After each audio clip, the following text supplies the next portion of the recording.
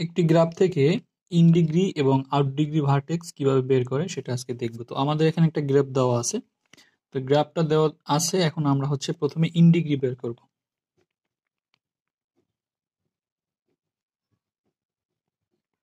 In degree, তো in degree বের করার সময় আমাদের খেয়াল রাখতে হবে যে এখানে এই যে ভার্টেক্স আছে আমাদের চারটা এই গ্রাফে, এ বি সি ডি। তো চারটা ভার্টেক্সে কোন কোন ভার্টেক্সে ইন হয়েছে, শুধু এই যে অ্যারোগুলো দেওয়া আছে এটা ইন হয়েছে, তো এগুলো আমাদের দেখতে হবে। তো আমরা যদি ডিগ্রি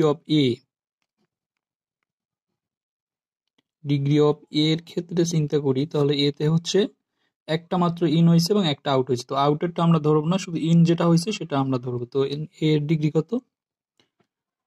1। এবং বি এর সেক্ষেত্রে যদি আমরা বি এর হিসাব করি, বিতে 2টা ইন হয়েছে, আউট হয় না একটাও।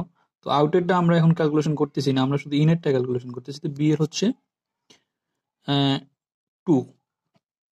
এরপরে সি এর ক্ষেত্রে আমরা দেখতেছি যে একটা সেলফ লুপ আছে, এটা একটা সেলফ লুপ, অর্থাৎ এটা ইন ডিগ্রির সময় 1 কাউন্ট হবে এবং আউট ডিগ্রির সময় 1 কাউন্ট হবে, দুইটার সময় 1 করে কাউন্ট হবে।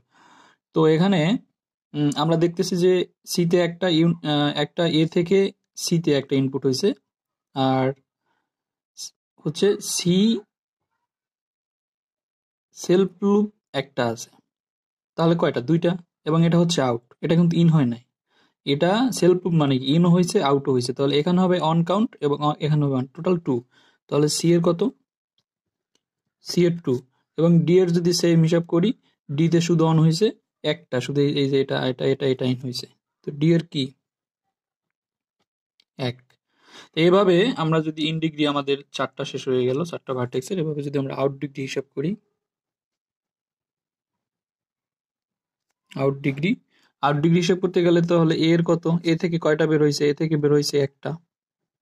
বি থেকে কয়টা বের হয়েছে? বি থেকে একটাও বের হয় নাই, বি থেকে একটা বের হয়েছে, যে একটা। এবং সি থেকে কয়টা বের হয়েছে? সি থেকে সেলফ লুপে একটা এবং বের হয়েছে একটা, তাহলে 2টা। এবং ডি থেকে কয়টা বের হয়েছে? ডি থেকে একটা।